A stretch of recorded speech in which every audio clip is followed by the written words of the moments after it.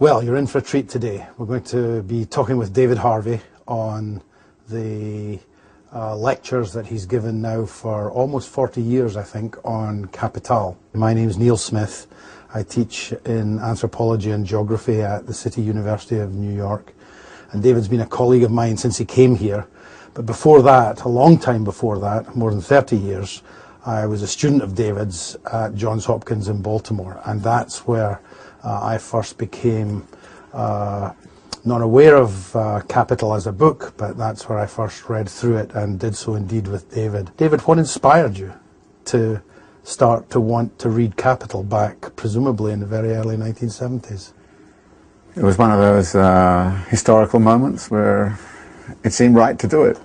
I arrived from England, fresh off the boat in the summer of '69.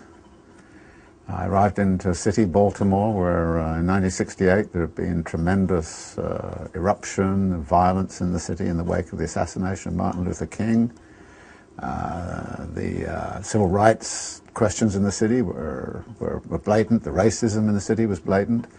The Vietnam War was on, and all the war protests were hotting up.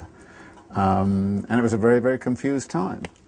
And I remember in, I think, December of '69, Fred Hampton got assassinated in Chicago, Black Panther leader. And shortly after that, in May '70, there were the killings at Kent State.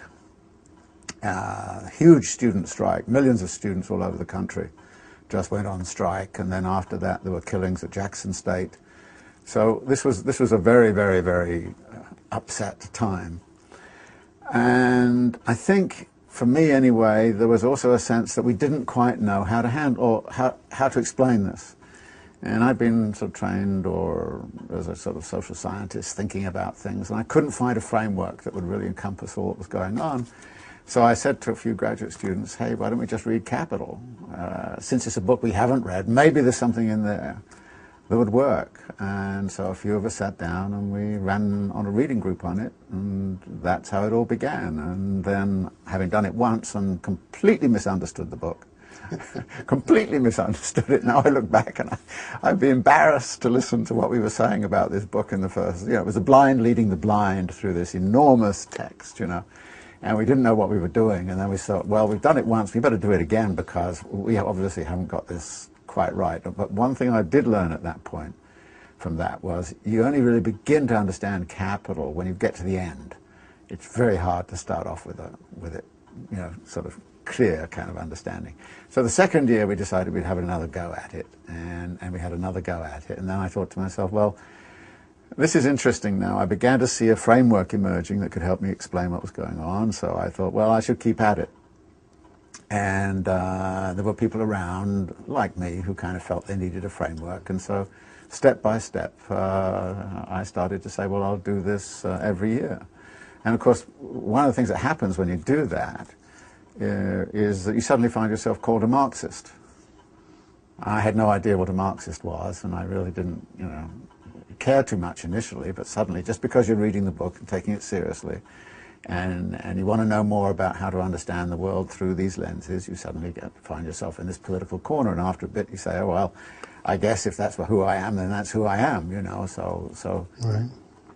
Well, I think it might be useful if, since the lectures are coming, if you gave us a bit of an overview, a bit of a discussion of what you think are the high points of the chapters in Volume 1 of Capital. One of the things that I think is really good to do, and one of the reasons I've got a great deal of pleasure out of teaching this course this way, is that many people have taken courses where they've done a little bit of Marx, a little bit of Weber, Durkheim, this kind of stuff. They've read excerpts from Marx or something like that, but they've never actually read it as a book. And it is a fantastic literary construction. So one of the things that I really want to highlight is what a good read it is.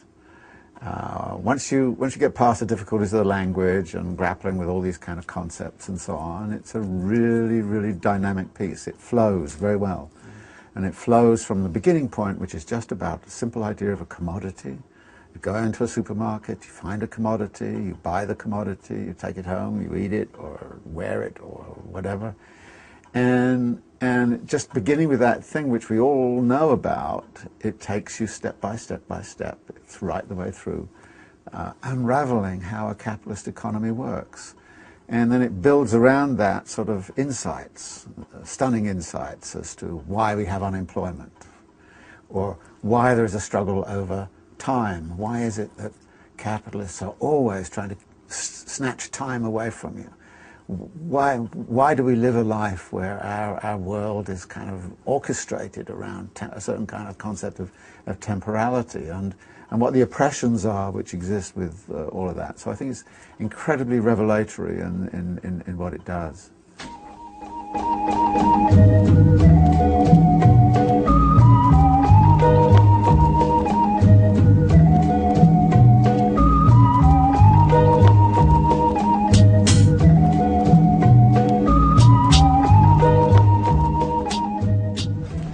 So the aim of this course is to get you to read this book, and to do it as well as you can in Marx's own terms, which may sound a bit ridiculous because since you haven't read the book, you won't know exactly what his terms are. But one of his terms is that you read, and therefore you'll get a lot more out of this class if you read the assigned readings before you come to class than if you just come along and listen. And there's another reason for that, which is that you have to struggle always with understanding something. And in struggling with it yourself, you can come to your own understanding of what Marx stands for and what it means to you. So it's an engagement between you and this book, you and this text, that I want to encourage. In doing that, however, there is a complication which arises from the fact that it's very hard to approach this without some preconceived ideas. Everybody has heard of Karl Marx. Everybody knows the term Marxism and Marxist, and there are all kinds of connotations that go with those words. So what I have to ask you at the beginning is to try to lay aside a lot of those preconceptions, a lot of those things you think you know about Marx, and just try to read the text to find out what it really was he was trying to say. And that, of course, is not easy for a bunch of other reasons, which I want to talk about by way of introduction. One of the other preconceptions with which we tend to approach a text of this kind is out of our particular kind of intellectual history and our own particular intellectual formation. And for people who are graduate students, for example, this intellectual formation is very often governed by disciplinary apparatuses, disciplinary considerations, disciplinary concerns. And so the tendency is to sort of read it from your disciplinary standpoint. Well, one of the great things about Marx is he would never have got tenure in any discipline. And if you want to read him right, then you've got to forget about getting tenure in your discipline. Not in the long run, of course, but at least for the purposes of this course. You have to think about what it is that he is saying, independent of the disciplinary apparatus with which you start to think about things. Now, the other reason for saying that is actually this turns out to be an astonishingly rich book in terms of its references. References to Shakespeare, to the Greeks, to Balzac, references to all of the political economists, to philosophers, to anthropologists and all the rest of it. In other words, Marx draws upon an immense array of sources. And as he does so, it might be really exciting for you to kind of figure out what some of those sources are. And actually some of them are quite hard to track down, and I've been looking at this for a long time. But it really is kind of very exciting when you start to see some of the connections. For instance, when I first started reading this, I had not read many of Balzac's novels. Then I'm reading Balzac's novels, and then I say to myself, oh, that's where Marx got it from. And then you kind of suddenly see all the ways in which he's drawing upon a whole experiential world, full of Goethe, full of Shakespeare, you know, all the rest of it. So it's a very rich text in that kind of way, and you start to appreciate it, I think, more if you stop saying to yourself, well, who is he referring to in history, or which economist is he talking about, and so on. And the other thing that will come across if you read it that way is you'll actually find it's a very interesting book. It's a fascinating book. And here, of course, we come across another set of preconceptions, because many of you will have encountered some of Marx in your reading. Maybe you read the Communist Manifesto in high school. Maybe you went through one of those wonderful courses which is called Introduction to Social Theory, when you spent 2 weeks on Marx, 2 weeks on Weber, a few weeks on Durkheim, and all the other kind of characters. And maybe you read some excerpts from Capital. But reading excerpts from Capital is entirely different from reading it as a book, because you start to see these bits and pieces that are excerpts as somehow or other playing into a much grander and broader narrative. And what I think I would like you to really try to get out of this is some sense of what that grander narrative is and what that grander conception is, because that is, if you like, how Marx, I think, would want to be read. He would hate it if somebody said, hey, you've got to excerpt this chapter, or you've got to do this chapter, and you can understand Marx that way. And he would certainly hate it if he knew he was being given 3 weeks in an Introduction to Social Theory class. And I think you should hate that too, because you get a certain conception of Marx from that, which is radically different from the kind of conception you get from reading a book like Marx's Capital. Now, the other thing that happens, of course, from the disciplinary standpoint is that very often people start to reorchestrate their understandings around that disciplinary standpoint. That is, you say, well, I'm not a good economist, I don't get the economics in here at all, so I'm not going to be bothered to follow the economic argument, I'm just going to follow the philosophical argument. And actually, it's very interesting reading Marx from that perspective. Now, I've taught this course now every year since 1971, except one. Some years I've taught it twice, some years I even taught it 3 times. And in the early years, I used to teach it to all kinds of different groups. One year it was the whole philosophy department from what was called Morgan State College at the time, Morgan State University. Another time it was all the graduate students in the English program at Johns Hopkins. Another year it was economists and this kind of thing. And actually what was fascinating to me was each time you read it with a different group, they saw different things in it. And actually I learned a great deal about the text from going through it with these very different disciplinary groups. Sometimes it drove me crazy, but I learned a great deal. One year, for example, I ran it with a group of people from the comparative literature program at Johns Hopkins, about 7 of them. And we got on to chapter 1, and we spent the whole semester on chapter 1. It drove me nuts. I was saying, look, we've got to get on to the working day, and things like that, very important issues of this kind. And they'd say, no, we've got to get this right, we've got to get this right. What does he actually mean by value? What is actually this money commodity? What is fetish about? What is this really all about? And it turned out that, and I said, well, why are you doing all of this? And they said, well, they're working very much in the tradition of somebody I'd never heard of at the time, and thought was obviously an idiot because he was producing this kind of thing. It was a man called Jacques Derrida, who spent a lot of time at Hopkins during the late 1960s, early 1970s, and so actually was very influential in the comparative literature program. Now, one of the things I actually afterwards thought about this was, what they taught me was to pay very careful attention to Marx's language. What he says and how he says it and what he means and what he's missing out. And that is also terribly important.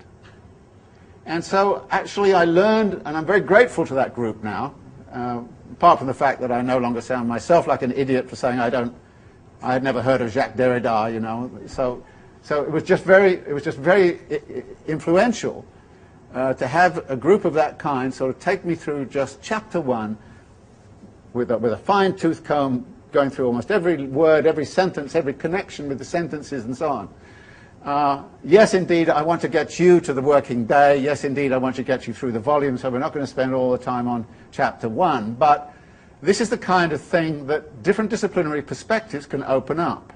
Because Marx actually wrote this text from those many different standpoints that I've indicated. And I think that we have to recognize how those different standpoints intersect within the text.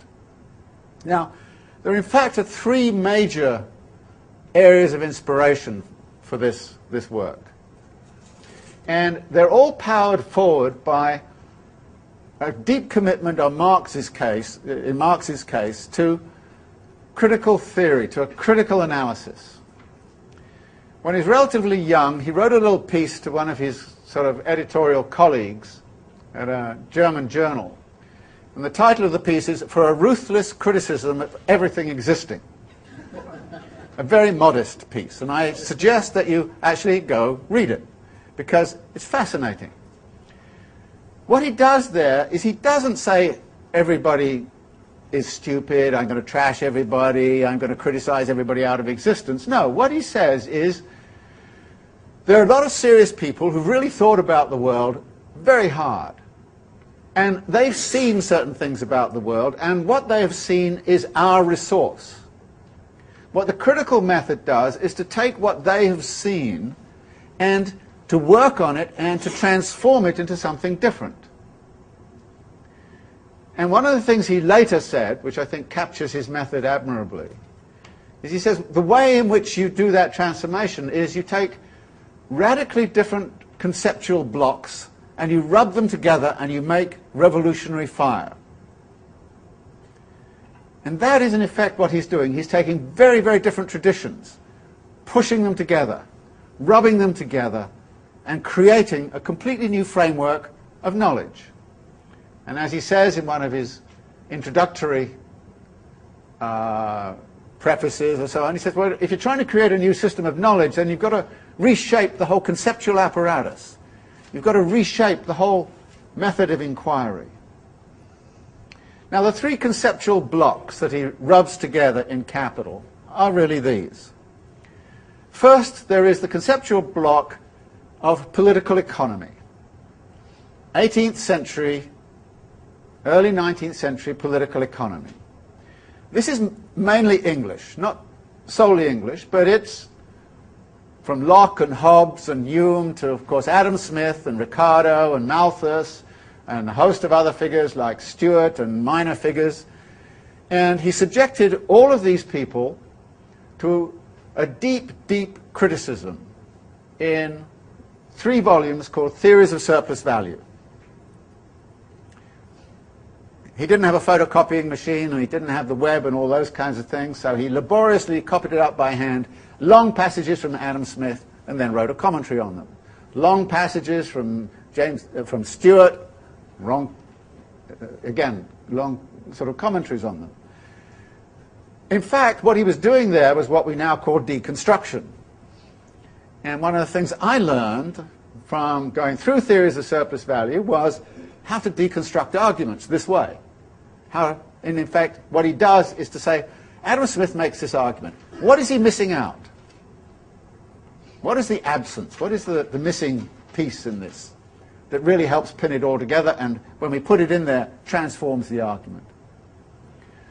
So political economy is really quite strong as one of the pieces in the story. Now, I know political economy pretty well. I've read a lot of that stuff, and I feel fairly familiar with it. And maybe it's because I come out of the English tradition and all the rest of it that I feel fairly comfortable with it. And so when we're going through, I'll give you quite a bit of the materials coming out of that in terms of where Marx is getting his inspiration from, because he doesn't always cite it in Capital. An idea comes up which is clearly taken from one place and is very significant, but Marx doesn't always cite it. There are, of course, also some other theorists, even in the United States, but primarily French. So there was a French tradition of political economy too, rather different. So Marx makes reference to that. But that is one, if you like, one of the big areas of his discussion. The second area is German classical critical philosophy, which stretches back to the Greeks. Now, Marx wrote his dissertation on Epicurus, so he was very, very familiar with Greek thought. And, of course, the way in which Greek thought came into the German philosophical critical tradition, Spinoza, Leibniz, and of course Hegel and many others, that kind of tradition is also extremely significant. And so in many ways he's using German critical philosophical tradition in relationship to political economy. He's putting them together. And he also drew heavily, in lots of ways, upon Kant. So that tradition is also very significant. I'm not very familiar with that tradition. I'm not deeply trained in that tradition. So those of you who have a deeper training in that tradition than I do will probably spot things that I'm going to miss. This is one of the things I learned when I worked with a group of philosophers who were steeped in Hegel and all that kind of stuff, so I got a very Hegelian kind of view of how Marx was proceeding. I know some of it, but I'm not so strong on it as I would want to be. And I have to say, early on, I had some sympathy with the British economist Joan Robinson when she said she really objected to the way in which Hegel was putting his nose in between her and Ricardo in Marx's work. I had a very sympathy with that. And so some of the problems I have with sort of becoming familiar with Hegel, I have some sympathy with. In fact, I jokingly say, and I probably shouldn't say it and I'll upset all the Hegelians around, actually one of the best things about reading Hegel before you read Marx is it makes reading Marx pretty easy. So get yourself a dose of Hegel before you do Marx and then everything will be okay. The third tradition that he uses and appeals to a lot is the utopian socialist tradition. Now this is primarily French, although there's Robert Owen and some of the British, and of course Thomas More in the British tradition, who crops up every now and again in the text. But the big socialist thinkers, there was this tremendous burst of utopian thinking in the 1830s and 1840s in France. People like Etienne Cabet, who created the group called the Icarians that came here and settled in the United States after 1848. Proudhon, Saint-Simon, Fourier. Marx was very, very familiar. He spent some time in Paris, very familiar with their works. And if you read the Communist Manifesto, you find that he's a bit frustrated with their works.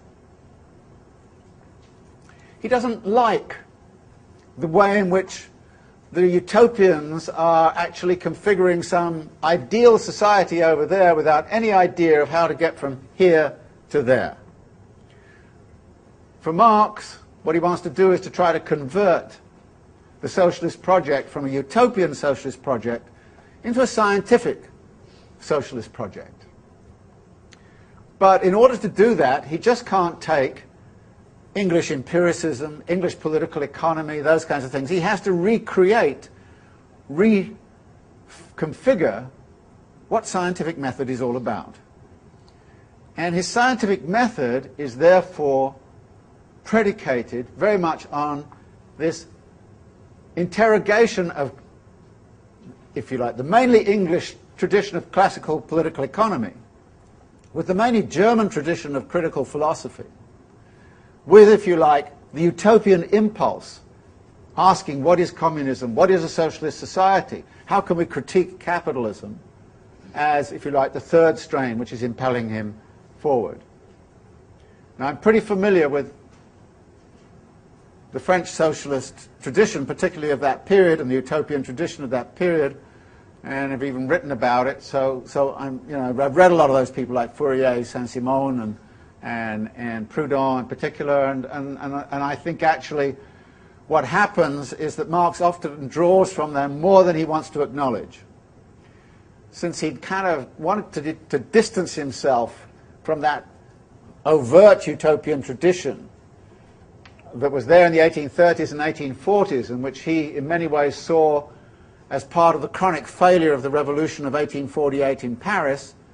Since he wanted to distance himself from all of that, what he did was to say, okay, I'm not going to acknowledge them very much at all, but in fact he makes a great deal of use, particularly of Saint-Simon, but also by negation, Fourier. In fact, a lot of his ideas are kind of the negative of Fourier. But so you can't really understand him without understanding who he's negating, and he's negating Fourier in the same way that he negates several of the political economists kind of outright, particularly Malthus, who he had a particularly hard time accepting. So those are, if you like, some of the main threads that come together in this book. I suggested, however, that we should be reading it in Marx's own terms, but that also poses a whole set of difficulties. And Marx himself was aware of this. He interestingly commented in one of his prefaces, and particularly the preface to the French edition, when there was a suggestion that the French edition should be brought out as a serial, you know, and the French like to publish things as feuilletons. That's sort of a paper comes out and it's the first 2 chapters, then another next week, you know, sort of a serialized kind of publication. And what Marx writes, this is in 1872, he says, "I applaud your idea of publishing the translation of Capital as a serial. In this form, the book will be more accessible to the working class, a consideration which to me outweighs everything else." That is the good side of your suggestion. But here is the reverse of the medal. The method of analysis which I have employed, and which had not previously been applied to economic subjects, makes the reading of the first chapters rather arduous. And it is to be feared that the French public, that will include you, always impatient to come to a conclusion, eager to know the connection between general principles and the immediate questions that have aroused their passions, may be disheartened because they will be unable to move on at once. That is a disadvantage I am powerless to overcome, unless it be by forewarning and forearming those readers who zealously seek the truth. There is no royal road to science, and only those who do not dread the fatiguing climb of its steep paths have a chance of gaining its luminous summits. So since you are all here zealously concerned to pursue the truth, I have to warn you that, indeed, the reading of the first few chapters is particularly arduous. It's particularly difficult. And there are a number of reasons for that. One of the reasons is his method, which we'll talk about in a minute. The other reason has to do with the particular way in which he's setting up his project. His project is to understand how a capitalist mode of production works. And he has in mind that this is going to be a huge, huge project. In order to get that project underway, he has to develop a conceptual apparatus which is going to help him understand all of the complexity that exists under capitalism. And again, in one of his introductions, he talks about how he's going to go about that. He says,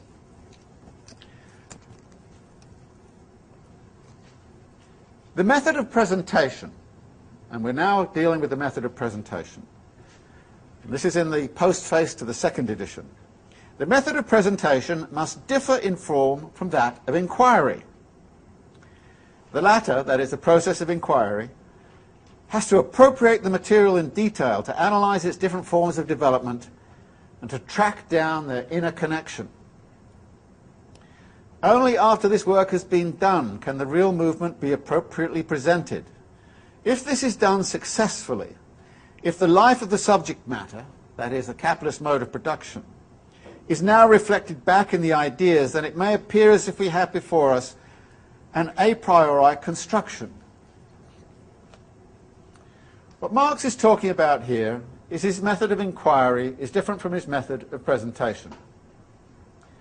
His method of inquiry starts with everything that exists, everything that's going on.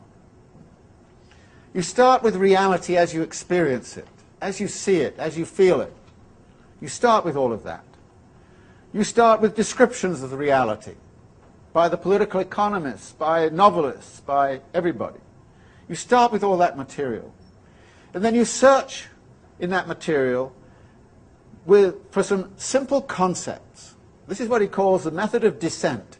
The method of descent from the reality which you find, going down, looking for some foundational, fundamental concepts. And once you've uncovered and discovered those fundamental concepts, you then come back to the surface. And you look at what's going on around in the surface, and you see that behind the world of appearance that you started out with, there is another way to interpret what's going on. In effect, Marx is a pioneer in a method which, if you're familiar with psychoanalysis, you would also, I think, again in his preface, is that in dialectics we find a completely different concept of analysis. You'll find hardly any causal language in Marx. Marx doesn't say this causes that. He nearly always says this is dialectically related to that. And a dialectical relation is an inner relation, not a causative external relation. It's an inner relation. And he talks about this dialectical method again in the postface to the second edition. He says, okay, I took up some ideas from Hegel. But he says, my dialectical method is in its foundations not only different from the Hegelian, but exactly opposite to it. There are ways in which I think we're going to find that's not exactly true. That in fact Marx revolutionized the dialectical method. He didn't simply invert it, as is sometimes said. He then goes on to say this: I criticized the mystificatory side of the Hegelian dialectic nearly 30 years ago. What Marx is referring to here is his tract called A Critique of Hegel's Philosophy of Law, Critique of Hegel's Philosophy of Right, whichever the title is. And I think that that critique played a very foundational moment in which Marx defined his relationship to the Hegelian dialectic. So he goes on talking about this mystificatory aspect and the way in which this mystified form of the dialectic, as purveyed by Hegel, became the fashion in Germany, and why it was that he had to reform it in such a way as that it could take account of every historical developed form as being in a fluid state, in motion. And he had to refigure it so that it could grasp the transient aspects of a society as well. And he then goes on to talk about this as being this dialectical method does not let itself be impressed by anything, being in its very essence critical and revolutionary. Now, what he's talking about here is he's going to use a version of dialectical method to establish relations between elements within his system. But he's going to do it in such a way as to capture fluidity and motion. Marx, above all, is incredibly impressed with the fluidity and the dynamics of capitalism. Now, this is very weird because Marx is often talked about as if he is a static, structural analyst. The weird thing is when you read Capital, you realize he sees the motion. He sees the movement all of the time. He's constantly talking about that movement. And that movement is a dialectical movement. So one of the ways in which also you have to read Marx in Marx's own terms is to try to grapple with what he means by dialectics. Because the problem is he never wrote a tract on dialectics. He never said, okay, this is my dialectical method. There are hints of it. If you really want to understand his dialectical method, you read Capital. That's the best place to get it. And when you've read Capital very carefully, you will come out with a sense of how dialectical method works. But again, this is going to be a bit confusing because you're probably not yet used to dialectical reasoning, and the curious thing about academia is the more well-trained you are in a discipline, probably the less used you are to dialectical method. In fact, young children are very dialectical. They see everything in motion. They see contradiction everywhere, and they're quite contradictory about everything, and every contradiction goes into everything else, and your kids say all kinds of wondrous contradictory things to you, and you kind of say, now you've got to stop thinking about that. You have to think rationally. And you kind of say, so you actually, we train people out of being good dialecticians almost from the day two. But in fact, dialectical method is intuitively very, very powerful. And in a sense, what Marx is doing is recovering that incredibly intuitive dialectical method and putting it to work both in terms of an analytic schema, as we will see, but also in terms of understanding that everything is in process. Everything is in motion. Everything is defined in those terms. He doesn't talk about labor. He talks about the labor process. Capital is not a thing. It is a process. It is in motion. Value does not exist unless it is in motion. When things stop, value disappears, and the whole system comes tumbling down. And those of you who remember very well what happened in the aftermath of 9/11 was things stopped. Motion stopped. Planes stopped flying. You couldn't get through the bridges. Everything. And in 3 days, suddenly everybody realized that capitalism would collapse if things didn't get in motion again. So suddenly, Giuliani comes on and says, for God's sake, get out your credit cards and go shop. Go back to Broadway. Go back and do this kind of stuff. Go back.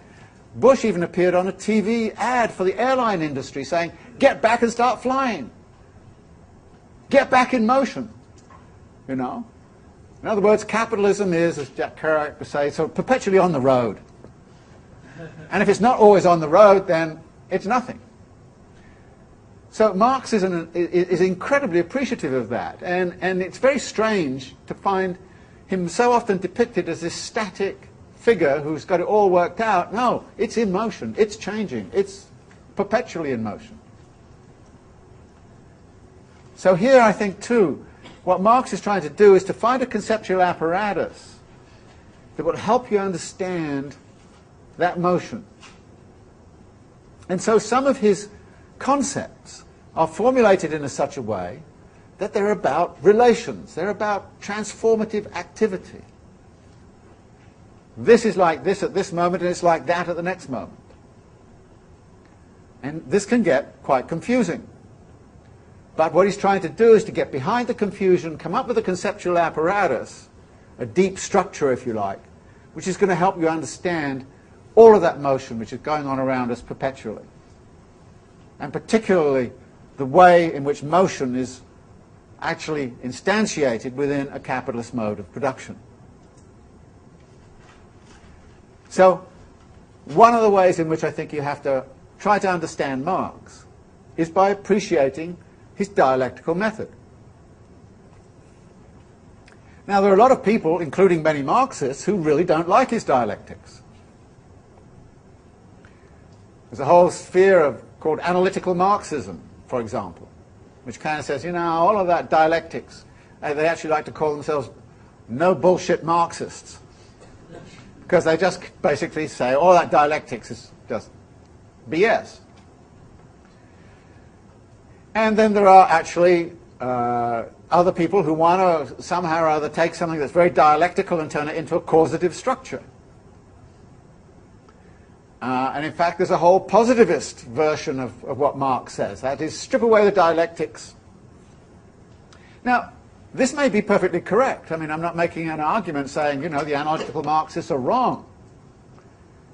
I'm not going to make an argument that kind of say the people who turn it into a kind of positivist mathematical model are wrong. Maybe they're right. But what you have to do, if you're going to understand Marx's texts in Marx's terms, is you're going to have to grapple with the dialectic. And it's fine afterwards if you want to say Marx is wrong, the dialectic is wrong, I don't like it, it doesn't work, and this kind of thing. That's fine. But before you say that, you've got to understand what it is and how it's working.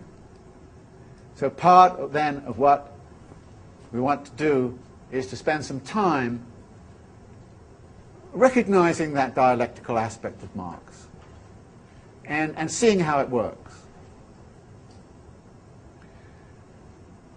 Now there's one final point before we get to a break. I've asked you to try to read Marx in Marx's own terms, but obviously I'm your guide, and so you're going to read it with my help, and my terms are going to be very important. So one of the things I want to say here is that, of course, my interest in urbanization, in uneven geographical development, and imperialism, and all those kinds of things, that my interests have actually become very, very important in terms of affecting the way in which I read this text. In other words, I've been through 30-odd years of a dialogue between me and this text. And one of the reasons I like to teach it every year is every year I say to myself, how am I going to read it differently this year? What about it will strike me that I didn't notice before? And new things strike me because new events crop up. That is, history and geography change. And so there are certain things which arise, and I kind of come back and I look at Marx and say, well, does he have anything to say about this? And sometimes you find something really acute which he has to say about it. Sometimes not at all. So I've been through a long dialogue, and I use this way of thinking, many of these conceptual apparatuses, all of the time in the work I do. And in the process, of course, I've changed the way in which I understand the text. I suspect that if you had a recording of this class 25 years ago, you'd find me saying very different things from what I'm saying now. And that is, for a variety of reasons, both the historical climate has changed, the intellectual climate has changed, all sorts of issues have cropped up which didn't exist before, therefore you read it in a different way. Interesting point. In one of the prefaces, Marx talks about that process, about how bourgeois theory understood the world in a certain way, and then history moved on to make that theoretical formulation redundant, and that therefore ideas had to change as circumstances change. Or ideas had to be reconfigured. So you're going to get some of my reading in it too.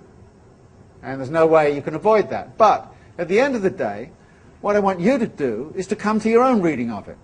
That is, engage with the text in terms of your experience, both intellectual, social, political, and have a good time talking to the text and letting the text talk to you, and appreciating the way in which Marx tries to understand the world. Because, above all, I think this text is a wonderful, wonderful exercise in seeking to understand what appears almost impossible to understand. So from this standpoint, you have to engage with the text. And okay, I'm going to be in your way a little of the time, but I hope not too much, because at the end of the day, it's your business to really translate what is going on in this text into meaning in your own life. And that's what this book is so great at. I think it will speak to you in some way, probably not the same way to you as it does to me. And that is perfectly valid and perfectly reasonable. And I would like, therefore, for you to confront it in that kind of spirit. Now, okay, that's all I want to say in way of introduction. What I thought it would be very useful to do is just to read through this first section with you and try to give you an idea of what I mean about method and all the rest of it. Okay, he starts off simply saying, the wealth of societies in which capitalist mode of production prevails appears as an immense collection of commodities. Individual commodity, elementary form. Our analysis therefore begins with the commodity. Okay? This is the a priori beginning point, which we've already mentioned. But notice something about the language. Appears. Always watch out when Marx uses the word appear. Appears is not is. Appears means there's something else going on, and you better watch out and figure out what that something else is. And notice also that in this, he's exclusively concerned with the capitalist mode of production. He's not concerned with, ancient modes of production or socialist modes of production or even hybrid modes of production. He's going to be concerned with a capitalist mode of production in a pretty pure form. And I think that is a very important thing to remember when we're reading through this text. So this is our beginning point. Now, when you think about it, it's actually a very good beginning point. Why? How many of us in this room have never had any experience of a commodity? Everybody has had experiences of commodities. Did you see one today? Did you see one yesterday? Are you constantly shopping for them? Are you constantly wandering around looking at them? The thing there is that what he's done is to really choose a common denominator, something that's common to us all, and something we know about. We go into the shop, we buy it, and it's absolutely necessary to our existence. We can't live without consuming commodities. We have to buy commodities in order to live. It's a simple relation as that. So we start with that, and the other great thing about it is, and again I'll probably get some flack for saying this, is it doesn't matter whether you're a man or a woman or a Japanese or an ethnic or a religious or whatever it is. In other words, it's just very simple kind of economic transaction which you're looking at. And then he kind of says, well, what kind of economic transaction is it? Well, a commodity is something, he says, which meets a human want or need. And he says, I'm not interested, and this is the cryptic form of it. He says in the next paragraph, okay, something external to us, which we then make ours in a way. And it satisfies human needs of whatever kind. The nature of these needs, whether they arise, for example, from the stomach or the imagination, makes no difference. In other words, he's not really interested in psychologizing about it. He's laying all that aside, saying, I'm not really interested in why people buy commodities. They can buy it because they want it, they need it, they desire it. I can buy it for fun or out of necessity or whatever. I'm not interested in talking about all of that. All I'm interested in is the very fact of simply somebody buying a commodity. And he then goes on and says, well, look at this. How many commodities are there in the world? Well, there are millions of them, all made up of different qualities, and we all kind of assess them in terms of different quantitative measures. And he again shunts this aside and says that the discovery of these ways, and hence the manifold uses of things, is the work of history. So also is the invention of socially recognized standards of measurement for the quantities of these useful objects. The diversity of measures for commodities arise in part from the diverse nature of the objects to be measured, and in part from convention. The usefulness of a thing makes of it a use value. First big concept, use value. It's useful to you. I'm not interested in discussing how it's useful to you. I'm not interested in discussing the history of use values or anything of that kind, or the way in which they're measured, this kind of thing. All I'm interested in is the concept of use value. Notice how he's abstracting very fast. And he talks in one of the prefaces about the problem for a social scientist like himself is that you can't go into a laboratory and isolate things and run experiments. So what you have to do in order to run an experiment is to use what he calls the power of abstraction. And you see immediately the commodity is central. I'm abstracting from human wants, needs, and desires. I'm abstracting from any consideration of the specific properties of things. And I'm just going to home in on the fact that, in some sense, this commodity has something called a use value. And this then immediately leads him into, down the bottom, by the middle of the page 126, he says, in the form of society to be considered here, i.e., within a capitalist mode of production, they are also the material bearers of exchange value. Again, watch this word bearers.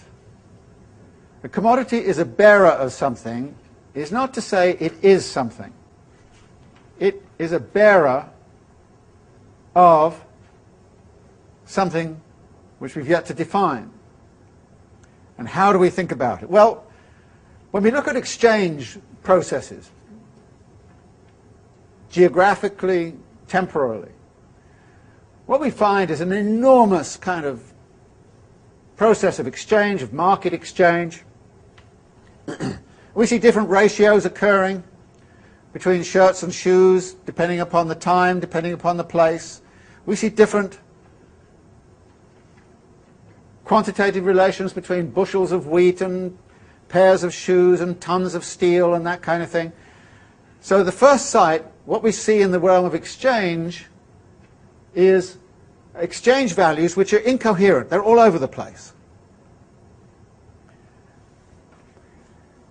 As he says, exchange value appears to be something accidental and purely relative. And consequently, an intrinsic value, i.e. an exchange value that is inseparably connected with the commodity inherent in it, seems a contradiction in terms.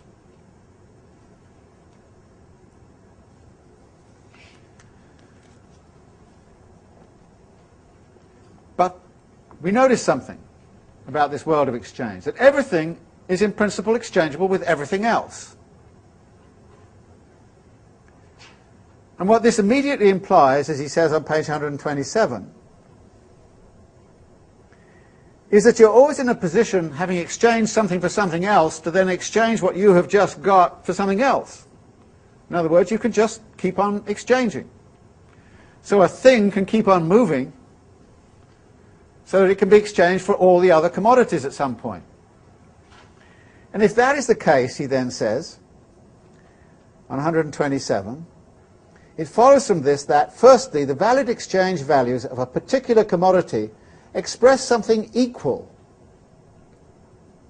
And secondly, exchange value cannot be anything other than the mode of expression, the form of appearance of a content distinguishable from it. That is, if I have a commodity in my hand, I can't dissect it and find out that element inside of it that makes it exchangeable with something else.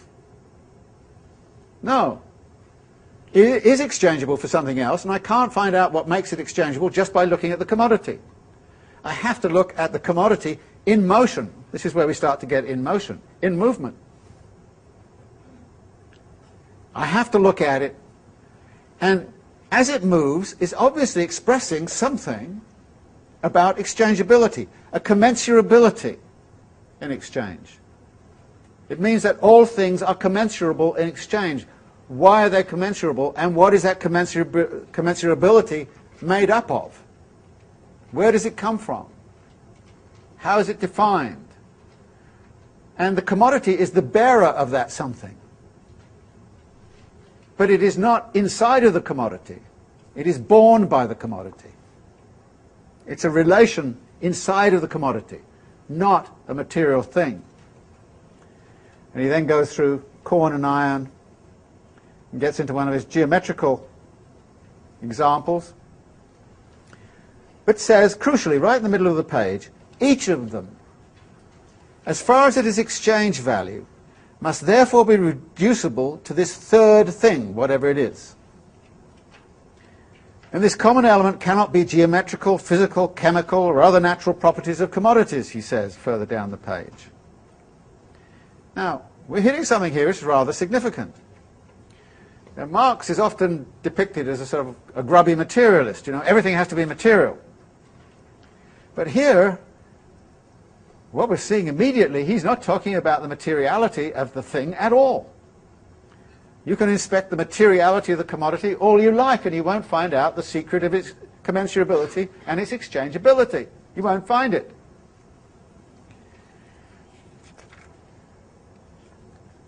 And then he goes on the next page, 128, to say, as use values, commodities differ above all in quality, while as exchange values they can only differ in quantity. That is, how much of this exchanges for how much of that. And therefore, do not contain an atom of use value. The commensurability that he's talking about is not constituted out of the utility of something. So he then goes to say, if we then disregard the use value of commodities, only one property remains. And here we're going to have another a priori leap. What's the property? They are all products of human labour. That is what they have in common. And what exchange values are, and use values are bearers of, is that quality of being products of human labour. But he then immediately goes on to say, what kind of labour is it? Well, it can't be based on the fact that if I'm lazy and I take, 15 days to make a shirt, then indeed you should pay, the equivalent should be 15 days of your labour. When I can find somebody who's made a shirt in 3 days, I would change it. I would exchange with somebody for 3 days' labour. So he says, for the bottom of that passage, they can no longer be distinguished, but are altogether reduced to the same kind of labour, human labour in the abstract. Boy, this is moving very fast, very cryptic, right? Use value, exchange value, human labour in the abstract, and here it comes. Let us now look at the residue of the products of labour. There is nothing left of them in each case, but the same phantom-like objectivity. Marx loves all this stuff about phantoms and werewolves and all that kind of stuff, so you're going to get a lot of that. He was a great admirer of Shelley and Frankenstein and all the rest of it, so you'll get a lot of that kind of language. It's great. They are merely congealed quantities of homogeneous human labour. Human labour power expended without regard to the form of its expenditures. As crystals of this social substance, which is common to them all, they are values. Commodity values. Okay, he's taken 4 pages to lay out 3 fundamental concepts. Use value, exchange value, value. Value is what is passed on in the process of commodity exchange. It's the hidden element in a commodity that makes all commodities in principle exchangeable with each other. So he then goes on to say, well, having abstracted from use value, then we go back and look again at exchange value. We then see exchange value, as he says at the bottom of page 128, as the necessary mode of expression or form of appearance of value. Appearance, form of appearance, but this now you're looking at the other way. That is, there's something mysterious about the exchangeability of all of those commodities. There's something mysterious about the way in which all of those commodities can be commensurable with each other. And the mystery is that they're values. But values are represented now by exchange value. So exchange value, i.e. how much you actually get for the product in the market, is a representation of value. It's a representation of labour. Now, when you go into the supermarket, can you see the labour in the commodity? But it has an exchange value, right? Again, Marx's point is, yeah, they're all products of human labour, but you can't see the labour. You can't see the labour on the commodity, but you get a sense of what it is because it's represented by its price. So that is, if you like, so exchange value is a representation of something else. Now, again, to say something is a representation of something is not to say it is. Because as anybody will quickly tell you, the difference between the representation and what actually something is, there can be quite a gap. And Marx is going to spend quite a bit of time talking about the nature of that gap between value and its representation.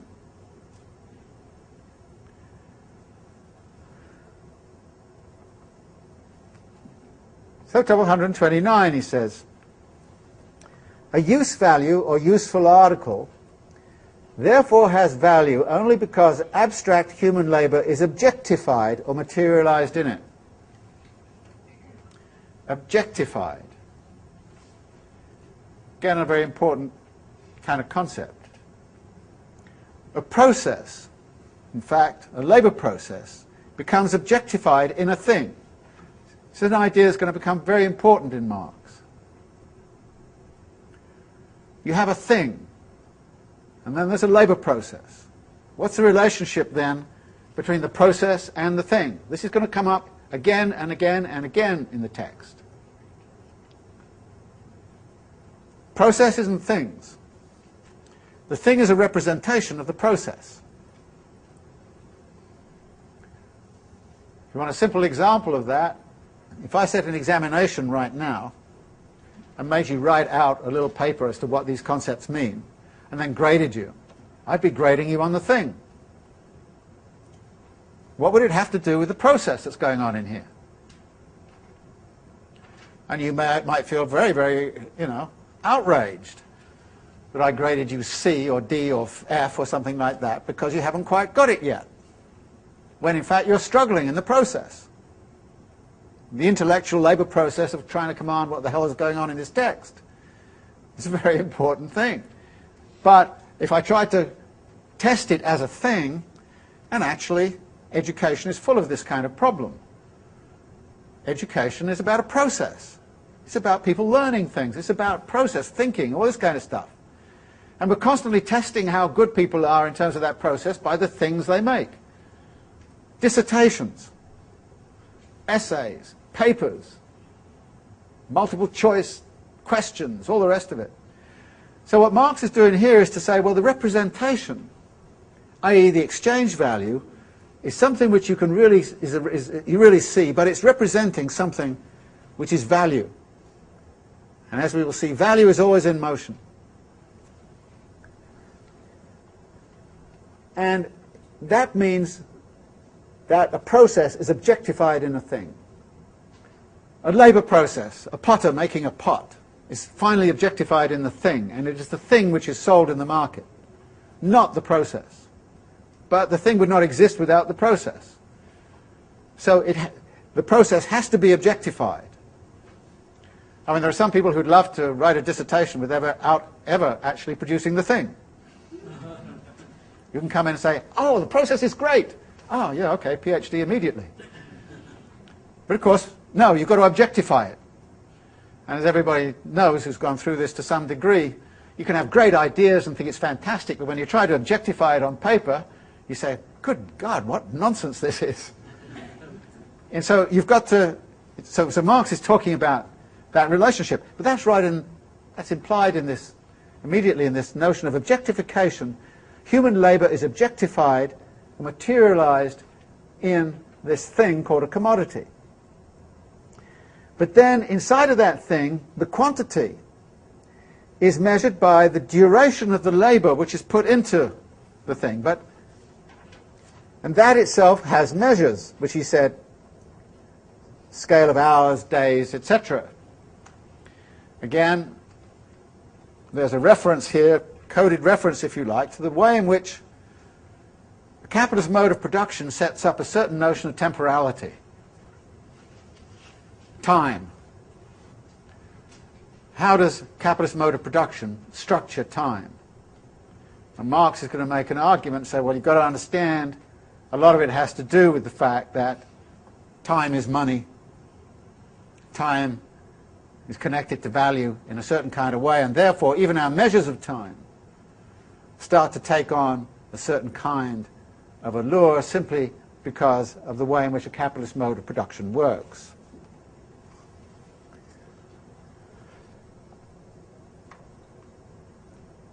He then comes down this paragraph to say this. I'm really looking at the total labour power of society, which is manifested in the values of the world of commodities.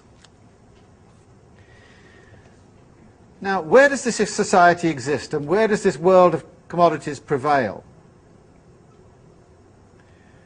Here you're not looking at just one particular place, you're actually looking at a global situation. The world of commodities. Where is the world of commodities right now? It's in China, it's in Mexico, it's in Japan, it's in Russia, it's a global thing. And he's looking at society, in a sense, the whole of the capitalist world. So he's looking at the notion of labour, and the measure of value, if you like, is going to be judged against that whole world. It's not the specific activity of a particular labour in a particular place and time. No, it's a whole world.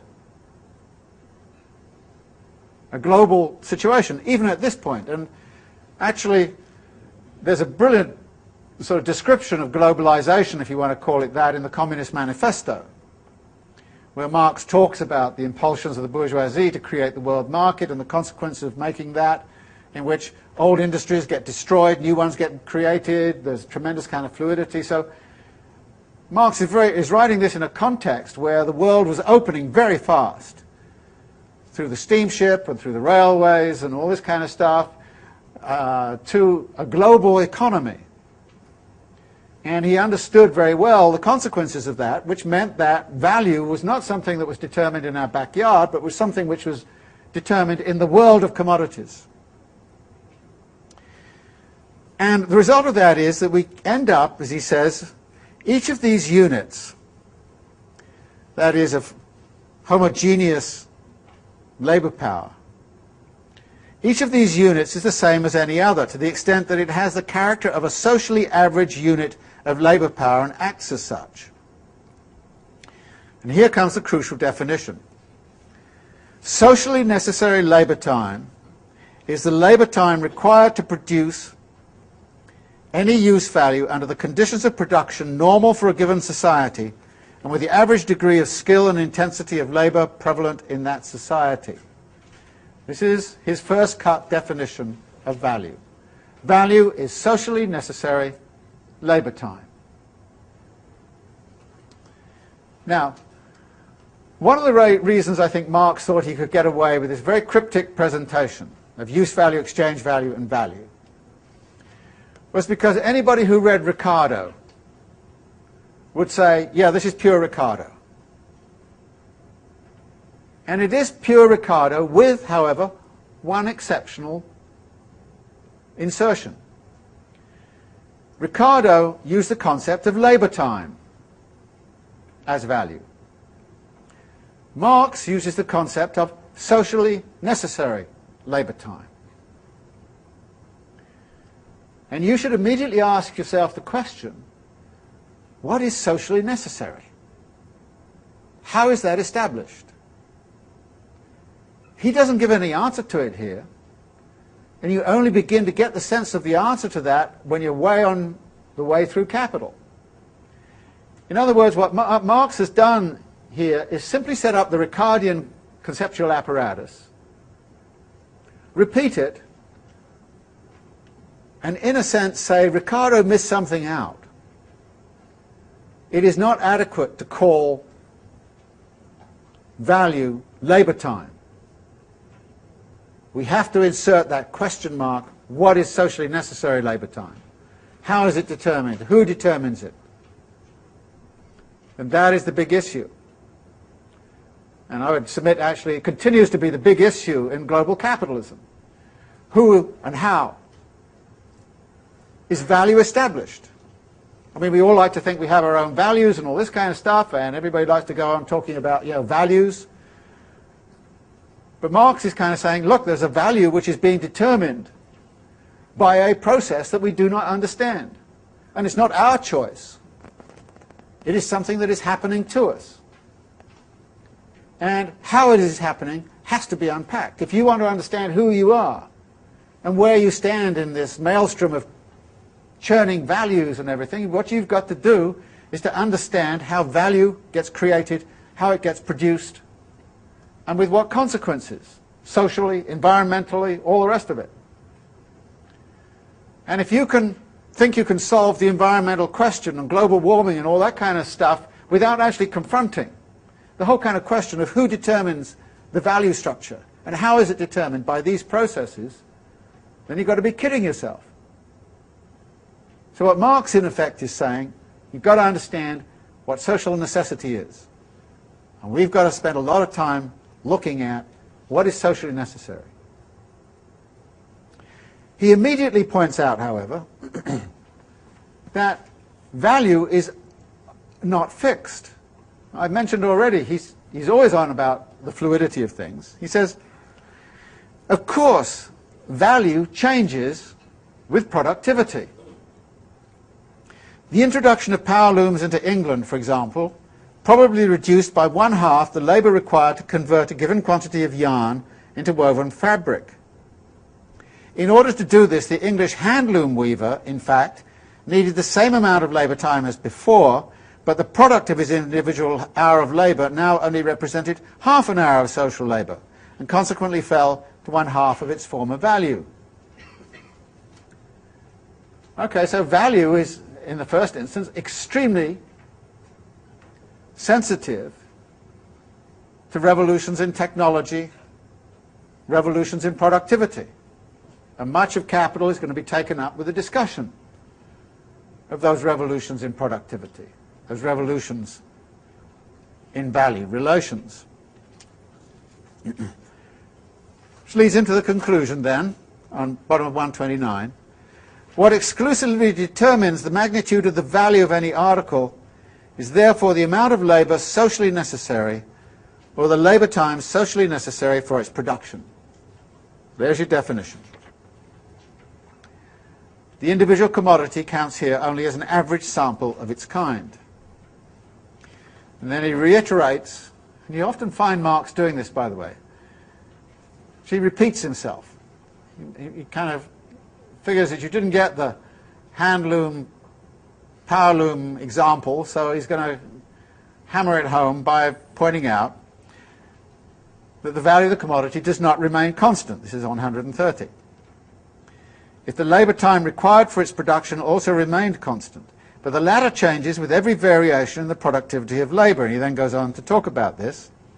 But, notice, this is determined by a wide range of circumstances. It is determined, amongst other things, by the worker's average degree of skill, the level of development of science and its technological application. Marx is very hot on the significance of technology and science to capitalism, the social organisation of the process of production, the extent and effectiveness of the means of production, and the conditions found in the natural environment.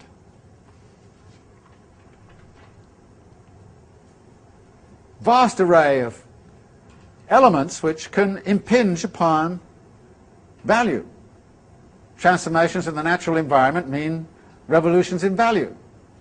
Technology and science, social organisation of production, technologies, all the rest of it.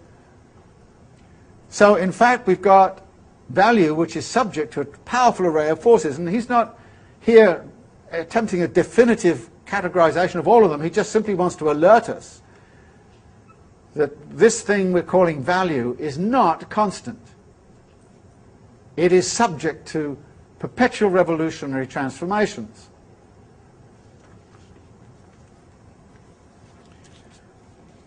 But then a peculiar thing happens. Right last paragraph, 131. He suddenly says, a thing can be a use value without being a value. Okay, we can all agree on that. We breathe air, and so far we haven't managed to bottle it, although we're beginning to, I guess. So,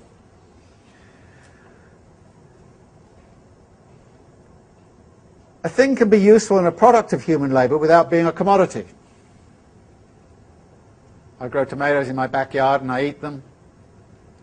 Lots of people, even within capitalism, actually produce a lot of things for themselves. With a bit of help from do-it-yourself and all the rest of it. In order to produce the latter, that is, commodities, he must not only produce use values, but use values for others. Furthermore, just not simply use values for the lord and the serf, as a serf would do, but use values which are going to go to others through the market. Okay, so it's use values which you're producing, which are going to be sent to market. Finally, he says, nothing can be of value without being an object of utility. If the thing is useless, so is the labour contained in it. The labour does not count as labour and therefore creates no value. Now, you seem to dismiss and abstract from use value earlier on. Say, I'm not concerned with use values, I'm not interested in them, etc. I abstract from them, I get to exchange value, and that gets me to value, but now I've got value, but now I'm saying, it doesn't matter what kind of labour went into something, if somebody doesn't want it, if it doesn't meet a human want, need, or desire, then it ain't value.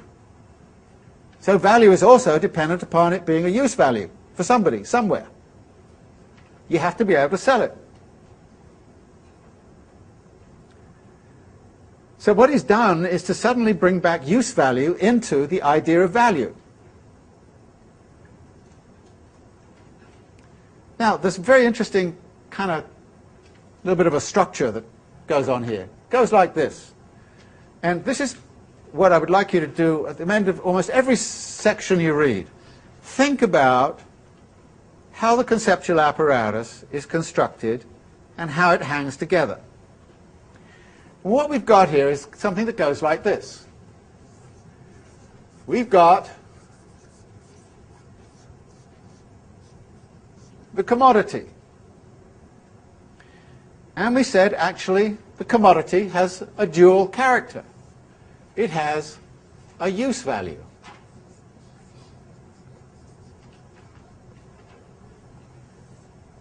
It also has an exchange value.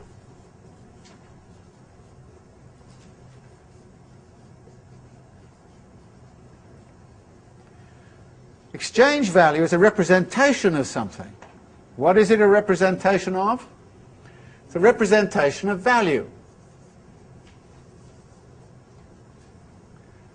But value doesn't mean anything unless it connects back to use value.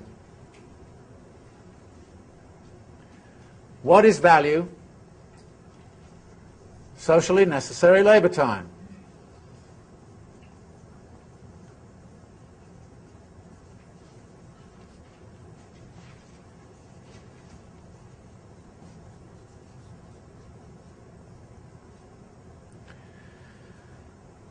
Now, if you own a house, are you more interested in its use value or its exchange value? Yeah, you're interested in both. You like to have your cake and eat it, right?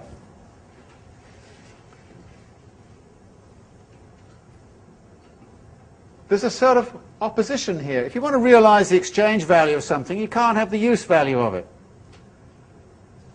If you have the use value of it, then it's difficult to get the exchange value unless you do a reverse mortgage or, you know, all those kinds of things that people did over the last few years. But notice the structure. Commodity, a singular concept, which has two aspects. Now, when you look at a commodity, can you actually divide it in half and say that's the exchange value and that's the use value? No, there's a unity. But within that unity, there is a dual aspect. And that dual aspect allows us to define something called value as socially necessary labour time, which is what the use value of a commodity is a bearer of. That's what it's a bearer of. But in order to be a value, it has to be useful. And of course, on this link, we will see all kinds of issues arising about supply and demand. The supply is too great, the value will go down. If the supply is too little, the value will go up. So there is an element here of supply and demand involved, Marx is not actually terribly interested in that. As he will say at various points as he goes on, what I'm interested in is what happens when supply and demand are in equilibrium. When they're in equilibrium, I have to have a different kind of analysis, and the value of the commodity is fixed then by this socially necessary labour time, whatever that social necessity is. So what you've got here is something of this form, which then allows us to talk about the value of a commodity. We can talk about commodity values. We've got to the point where we understand commodity values are constituted as socially necessary labour time. Now this is partly what I would suggest is Marx's dialectical method working here.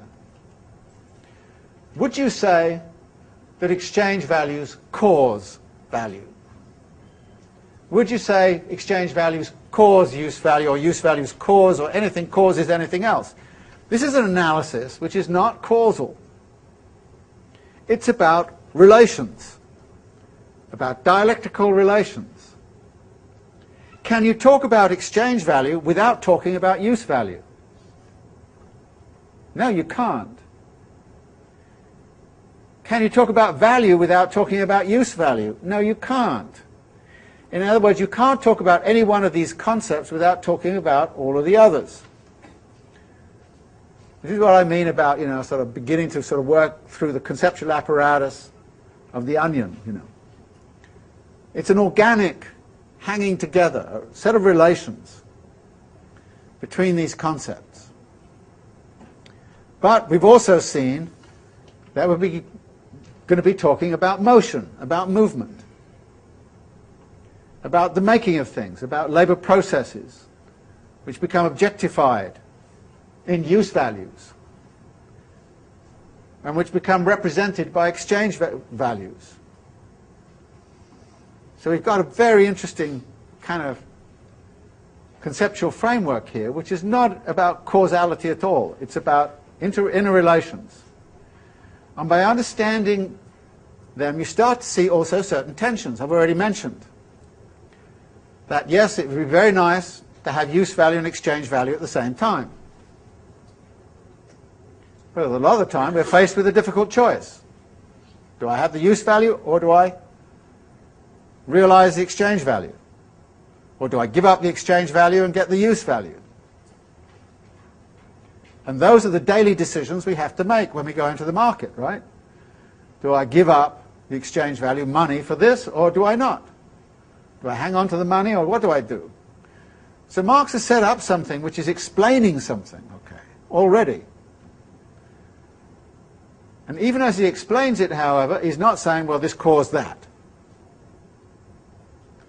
So it's not a causal analysis. This is what I'm beginning to what I want you to start to think about as a dialectical mode of argument, which is already revealing something about the kinds of choices you make when you go into the supermarket and the kinds of things you see in the supermarket.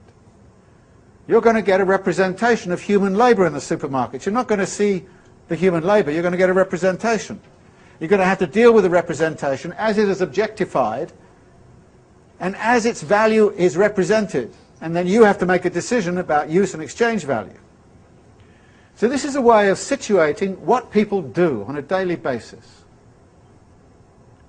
And you can see that this apparatus, although Marx doesn't take it in the way that I'm taking it, but if you think about it, you see immediately what this can help you understand. So you just don't learn it as a formal abstraction. You try to put sort of meat on the bones of this by sort of thinking through, well, what does this actually mean? How does it help me understand things that are going on around me? This is the kind of crucial sort of question which this form of analysis sets up. So anyway, my purpose of reading through this first section is to give you some ideas about, if you like, create a model of how you should try to read this. It won't always work for you, but what you should do at the end of every section is draw back, say, all right, what kind of relationships was he talking about here? What do those relationships tell me, both about all of this stuff, but also tell me about what's going on in my daily life, in other people's daily lives, what's going on in the market, and all the rest of it. What does it tell me? Is it telling me anything? And initially, it'll be very hard to see what it might tell you. As you go on, Marx will start to tell stories coming out of these relationships, and he'll spin outwards from this into a far, far greater understanding of the dynamics of this. So this is the way in which he's working. And I think what I suggested to you is that you should go back over this section and look carefully at the way in which these concepts unfold and how they work in these sorts of terms. Now, generally speaking, I've been talking all the time on this occasion as an introductory thing, rather necessary, I found, out of bitter experience. But I would like actually to try to get you to engage a little bit, so in future, precisely because you've read the text very carefully in advance, you'll doubtless come with all kinds of questions in your mind. And so when I'm talking about something and you don't get it because it doesn't fit with what you got, then interrupt me, okay? That's fine. But interrupt me about the text. As he says about this in his introduction to the French edition, people very often want to talk politics in here. And I love to talk politics, but sometimes if you talk all politics, you forget the text. And actually, the politics of this class is to get you to read the text and understand the text. If we want to discuss politics, we go down to O'Reilly's bar on 35th Street afterwards and discuss as much politics as you like over several beers, and that's part of the joy of this course. But this is in here we want to try to keep it with the text, but there are instances of the sort that I sort of indicated here where people may have a particular kind of experience which actually is illuminated by the framework of analysis, and that's extremely helpful. When people can kind of say, yeah, that reminds me of, when I was working for AT&T, this happened, and this happened, and this happened, and it's exactly what Marx is talking about. In other words, there are constant ways in which this refers to experience. So I don't mind some of that. In fact, that's always very, very useful. But really, what we're trying to do is to try to make sure we get through the text, and we have also a little bit more fluidity, so that I'm not just preaching all the time and telling you all the time, a little bit more fluidity so that you can get into discussing some things. Now, we have about 10 minutes left, so if anybody wants to raise some issues about what we've done. Jessica. I was just wondering, because I think that in the philosophical tradition, when we speak of value, you usually have this conception of something that is absolute or that has an independent existence grounded in reality. And I'm wondering whether we can understand Marx's definition of value as socially necessary labor time as itself something that is socially conditioned, and is there any way that is totally outside? Might there be a social configuration that we can imagine in which value is actually itself its representation, when those two things are reconciled, or is value kind of always inevitably a chimera? No, I think you've got to understand Marx's concept of value is something which is internalized in the processes of a capitalist mode of production. And what he will say to you is, you may have alternative values, and that's fine. And you can dream about them and want them and all this kind of stuff, but they don't mean very much unless you can transform the real value system which is governing our daily lives, which is this one. So Marx is not against necessarily thinking about alternative values. And in fact, I think one of the big issues which we face right now is precisely about what alternative values we would like to see operating in the global marketplace. Values of fairness or values of, and this is particularly coming up in the environmental issue, for example. People want to talk about environmental values which should be in part of this, and I think the answer, again, as I've suggested, is Marx would say that's fine. Well, he might not say that's fine. He has a particular kind of aim of where he wants to go with it, but I think theoretically he would say that's fine. But in order to make your notion of value work, you have to confront the one which is actually dominating us in terms of what's going on in the supermarket, how we're living our daily lives, and all the rest of it. And we're talking about a value theory which is implicated inside of a capitalist mode of production. Now, there's been a categorical mistake in many instances, precisely because value is located in relationship to labor and labor processes, that there's been a lot of thinking in socialist societies of taking Marx's labor theory of value also almost as a normative device to think about how socialism should work. But this is not what Marx is saying. He's saying value is inherent within a capitalist mode of production, and we have to come to terms with what that value is. Now, there are alternative value theories, and you can philosophize about them and think about them and worry about them socially, politically, all the rest of it.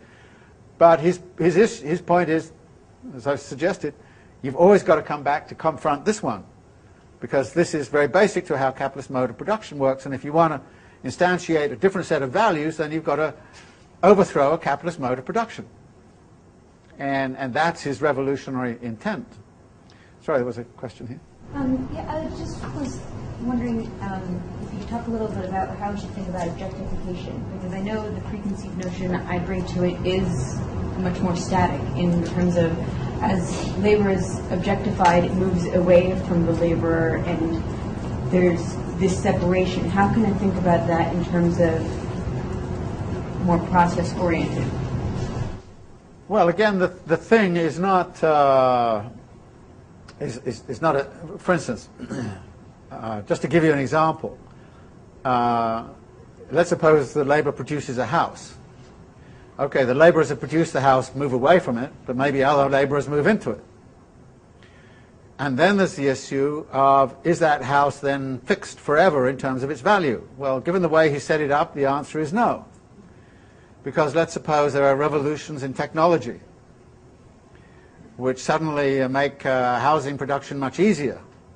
Then you can go away from, I don't know, shanty towns to sort of housing of a different kind, and therefore there's a dynamic involved in this. And therefore, this gets back to the fact that something like a house has a use value, and the use value remains a long time, and you can still trade its exchange value, so it has a residual exchange value.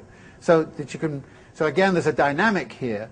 So it's not, so the thing and the qualities of the thing are not fixed. In fact, again, there's a lot of dynamism in it. But again, Marx, by and large, is not going to be concerned about that in Capital. He's going to sort of say, okay, I'm going to assume it's fixed for the moment. But nevertheless, what he's saying here is, watch out, it's always in motion, it's never fixed, it's always changing, it's a dynamic concept, not a static one, and the objectification is there, but again, the meaning of the objectification itself changes over time and according to place. So, there are all those elements within it. Yeah. Does the particular vision of the capitalist world that Marx deals with diverge? I mean, obviously diverges somewhat from ours in the modern day, but specifically with the way laws and, creative and proprietary, like only certain companies can make one thing, and then corporations sort of dominate the scene. It's not a free market, protectionist laws, changing trades. Does that affect the value as being purely about the socially necessary labor time? Well, that's one of the questions which you have to ask about what is socially necessary labor time. How is it determined? To what degree is there monopoly power in the market which is determining it? To what degree is there imperialist politics which is determining it? To what degree is there colonial enslavement which is determining it? In other words, those are open questions. And Marx is very much open to discussing those sorts of questions in principle, but again, what we're going to look at is Marx's conception of a pure capitalist mode of production, which in many ways, as we will see, is guided by the vision of classical political economy. In other words, classical political economy assumed there were going to be perfectly functioning markets and the state power was going to be out of the way and there's going to be no monopoly. So Marx tends to say, okay, let's assume that the classical political economists are correct and that's how the world is. And we will see examples where that presumption gets him into difficulties. But actually there's nothing in this conception that says you can't consider all those things, because, for me anyway, the category socially necessary is something which is perpetually open. It's constantly changing. What is socially necessary now, as opposed to what was socially necessary in 1850? It's very different.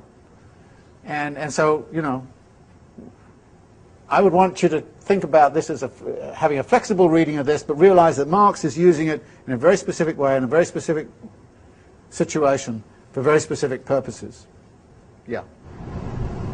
Does socially necessary imply the amount of labor required for a laborer to reproduce him or herself? Socially necessary can include that kind of question. As many socialist feminists pointed out in the debates of the 1960s, 1970s, you know, the whole kind of question of socially necessary has to take into account certain basic costs of reproduction that are borne inside of the household and which may be disproportionately borne by women, even though actually, if you look at the whole history of the Industrial Revolution, it was women's labor in the factory that was fundamental, as it is today. I mean, most of the global proletariat right now is women. So the kind of social reproduction aspect of it and how to integrate that into socially necessary has been a contentious issue amongst Marxists. Okay? And what you have to remember, by the way, is that Marx was a little skeptical of this term Marxist. He once said, "I am not a Marxist." And what he meant by that was there were a lot of things that were being said in his name that were not exactly what he had to say. So again, that's one of the reasons I want you to sort of think about this in Marx's own terms, and because you know, it's very important to realize how he expands this notion of social necessity. We will see. How you might want to expand it is again something that's open to discussion and debate. How we should expand it in terms of a socialist project or a socio-ecological project or a social feminist project or whatever, how we should expand it, again, is something very much up to us. And I don't think Marx would want to be read as somehow or other providing a gospel within which you can find yourself. It's not about a confining mode of argument, it's a matter of liberating you to think about all kinds of possibilities, all kinds of alternatives, all kinds of ways to go. Just one more. Could you just clarify very specifically the difference between use value and exchange value? Use value is a shirt and a shoe, whatever you use. The exchange value is shirts and shoes in the market and what the price is on them, put very simply. And it's a, I don't like to use the word price at this point because we haven't talked really much about money, but when you get further down the line, you'll see it's really about prices realized in the market, and exchange value is the price of a commodity. Okay, we should leave it there, so thanks very much, and we don't meet next week, right, because it's, what is it? Labor Day. Oh, Labor Day, what a good idea. So next time I want you to read the rest of Chapter 1 and Chapter 2. So we want to get to the end of Chapter 2. Chapter 2 is pretty short. The rest of this chapter is very curious for a variety of reasons. I've mentioned Marx's literary style. His literary style changes from crisp analytic, like you've seen here, and that goes on for the next one, to what I can only call his kind of accountancy style, which is deadly boring, where this is worth 2 shillings and that's worth 3 shillings and that's worth 2.5 pence, and if we add this to that, then that goes to this. Deadly boring. So the third section is rather long and rather boring, of that style, and he could have done it much quicker in my view, but it has some very important insights in it. But you're going to find yourself struggling. The last section of chapter 1 is the fetishism of commodities, where it's about werewolves and Robinson Crusoe and an incredible kind of literary style. So you suddenly find in this chapter you're going to have a big sample of Marx's different writing styles, and they're all together. Now, if you wrote a PhD that way, people would say, for God's sake, smooth this out. You can't do that. Which style are you going to write in? But he writes in different styles, and he enjoys it. And it's fun, actually, because you start to say, how on earth does this relate to that? And what does this really mean? So anyway, chapter 1's like that. Chapter 2 is relatively short, and again, fairly analytic. Key concepts are laid out a bit like here, so it's a step further along the conceptual apparatus. Okay? So chapters 1 and 2 for next time.